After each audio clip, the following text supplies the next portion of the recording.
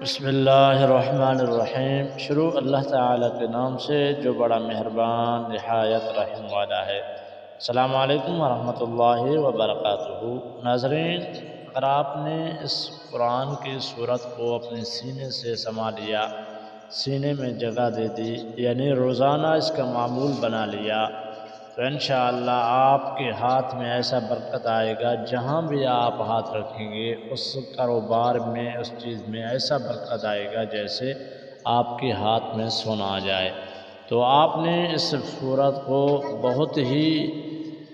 زیادہ توجہ کے ساتھ اور اس کا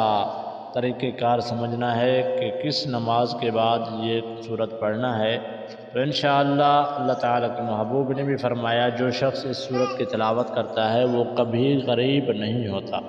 وہ ہمیشہ اللہ تعالیٰ اس کو ایسا رزق عطا فرماتا ہے، وہ محتاج نہیں ہوتا۔ خود حضرت عبداللہ ابن مسعود رضی اللہ تعالیٰ عنہ جب بیمار ہوئے تو ان کے پاس حضرت عثمان غنی آئے اور انہوں نے آ کے کچھ اشرفیاں پیش کیں کہ بیماری کے عالم میں آپ کا کوئی وقت نہیں کہ آپ دنیا سے چلے جائیں، تو آپ کے گھر والوں کے لیے یہ پیسے کافی ہو جائیں کہ کچھ دن گزریں گے۔ تو آپ نے فرمایا، اللہ کے محبوب نے مجھے ایک ایسی صورت بتائی ہے، وہ روزانہ میری بیٹیاں تلاوت کرتی ہیں، جس کی وجہ سے میرے گھر میں برکت ہوتی ہے اور میں کسی سے مانگتا بھی نہیں ہوں اور ہمیشہ میرے گھر میں برکت ہی برکت رہتا ہے۔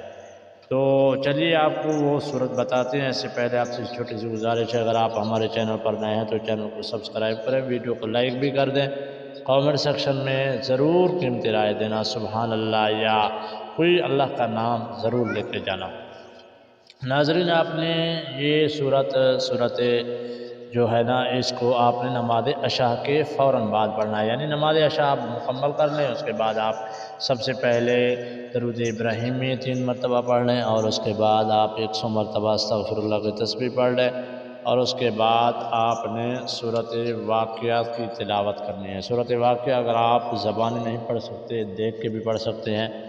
آپ نے کم از کم 1 مرتبہ روزانہ ایک معمول بنا لیں، ایک طریقہ، یعنی کہ یہ نہیں کہ 2 دن پڑھا، 3 دن پڑھا پھر چھوڑ دیا، نہیں، لگاتار آپ 1 مہینہ اس کو پڑھتے رہیں تو انشاءاللہ اللہ تعالیٰ آپ کے کاروبار میں بہت ہی زیادہ برکت عطا فرمائے گا، اور آپ کے کاروبار میں، گھر میں ہمیشہ برکتیں ہی برکتیں رہیں گی۔ اللہ تعالیٰ ہم سب کو اپنی حفظ و امان میں رکھے، اللہ تعالیٰ ہم سب کے کاروبار میں برکتیں عطا فرمائے، اللہ تعالیٰ تمام بیماروں کو شفا عطا فرمائے۔ اللہ تعالیٰ سے دعا ہے، اللہ تعالیٰ ہمارے ملک پاکستان کو خیر اور ترقی عطا فرمائے، خاص کر فلسطین مسلمانوں کی حفاظت فرمائے، اور اللہ تعالیٰ ان کو اسرائیل کے عذاب سے بچائے، آمین۔